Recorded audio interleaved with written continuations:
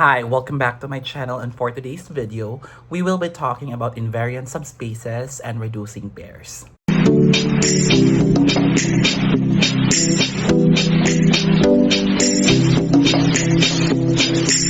Okay, so let's start with invariant subspaces. So let T be a linear transformation, or it's a linear operator. A subspace S of V.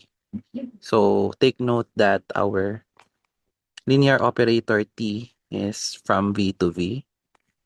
So a subspace S of V is said to be invariant under T, or T invariant if Ts is a subset of S, that is T(S) is an element of S for all these S element of the big S.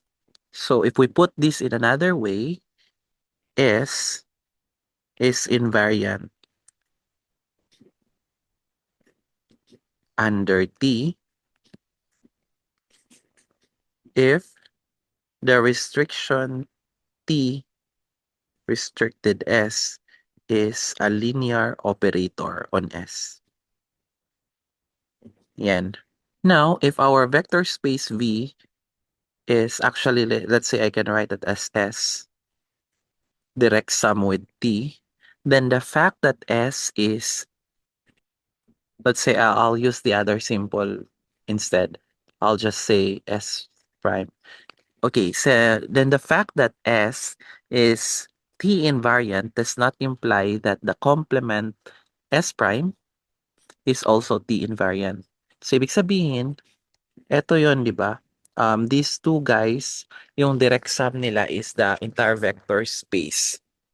So, yung pagiging invariant subspace ni S or T invariant, hindi siya guarantee na ang complement niya is also T invariant. Okay, so now let's go to the reducing pair.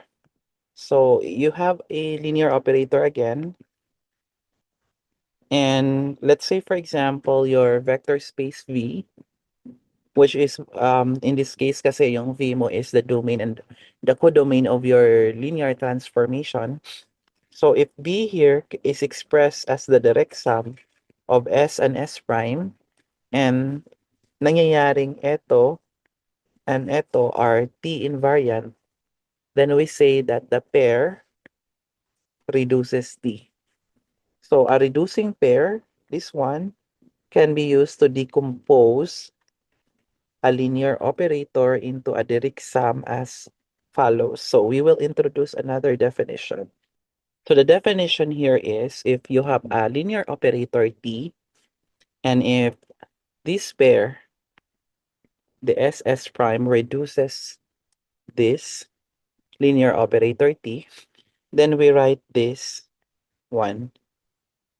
And we call this T, the linear operator, the direct sum of this and this.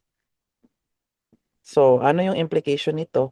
Implication niya is the expression, let's say I have a rho sigma direct sum with, let's say, this. Gamit ako ng ibang symbol, ha. And this one is a linear operator.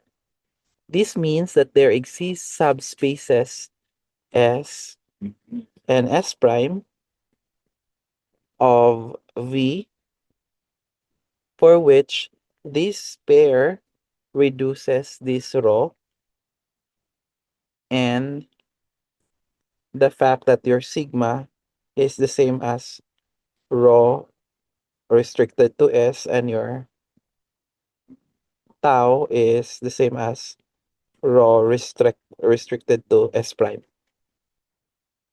So yan yung definition ng reducing pair. So let's have an example. So let T of xy be this one. Na-prove na natin to sa previous video natin about linear transformation, that this map here is a linear transformation. And suppose, let's say the subspace W So this is a subspace of this vector space V, and the W is the set of this one, x0. So this is the span. And in fact, this is the x-axis, no? Then, yung t of x0 mo, so which is this basis here, according to the definition, ang lalabas x0. And remember, this x0 is an element of W. So therefore, your W is T invariant. Ganyan lang kadali. Yan yung sinasabi ng definition, di ba, na magiging T invariant siya if your ganito, yung linear transformation mo, multiplied mo ng small s, which is an element of S, the entire product is in S. Yan. So let's have another example. So let's talk about the matrix. So let A be equal to this matrix. And let's consider a subspace W which span in the vector 1, 0. Note that if I'm gonna multiply the A and this vector 1, 0. Sir, bakit ganito? Ganito pagkakasulat mo? Hindi ganyan. Ginawa ko kasi tingnan mo, 'di ba meron tayong discussion before from the previous video about the product of two matrices. You can have product if dapat 'di ba if you have a product A and B, let's say this is M by N, ito N by P, this will be valid kasi pareho sila ng pareho siya ng ano dito number of columns ang first matrix sa number of rows. So sa case naman is ang number of columns ni A is 2, number of rows ni B, if ito yung pagkakasulat 1 lang, so kailangan mo siyang ganito. Okay, so if you do the product for this is 1, 1, 0, 2 multiplied by 1, 0. If you do the product here is, this is 1, this is 0. So in fact, this is an element of W, no? So therefore, W is A invariant. Kasi yung A natin ang linear transformation.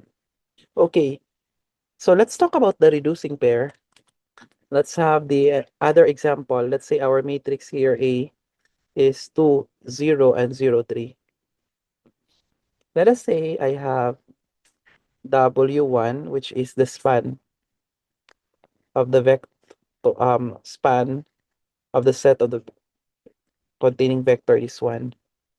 And let's have W2. And this is also this.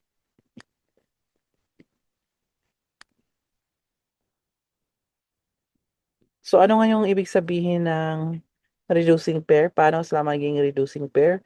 Ibig sabihin, first requirement is the direct sum of this is the domain of your linear transformation.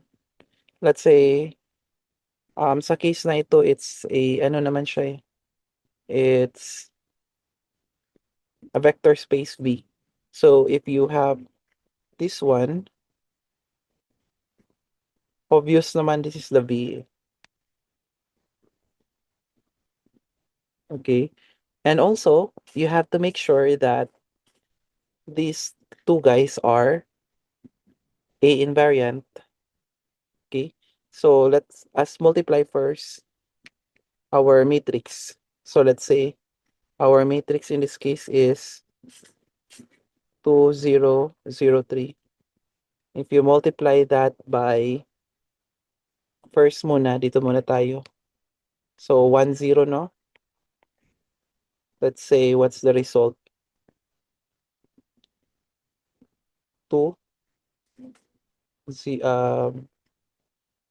2, and then you have 0, tama? So this is the same as 2 times 1, 0. And this is an element of this. Kasi span yan eh. So therefore, W1 is A invariant. Similarly, I have 2, 0, 0, 3.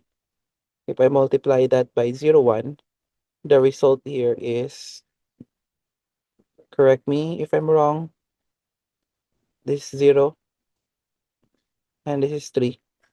But I can write that as 3, 0, 1. And this is an element of this. This is span yan eh. So therefore, W2 is also A invariant. So because they are both A invariant, so therefore, the pair W1, W2 is a reducing pair. So let's have another example. Our matrix here A is 0, negative 1, 1, 0. Now, over R2, it has no non-trivial invariant subspaces. So because of that, in conclusion, it has no reducing pair. Remember, yung sa R2 kasi, ang mga subspaces niya ay the set this, the R2, and the one-dimensional, yung mga lines ng origin. So that explains why. So if you have any questions or clarification, please let me know. And that's all for today. Thank you so much for watching. If you have any question or clarification, please let me know so that we can discuss on that. And for those who are new to my channel, please don't forget to subscribe so that you'll be updated on a lot of videos that I'll be uploading soon. Thank you and have a great day.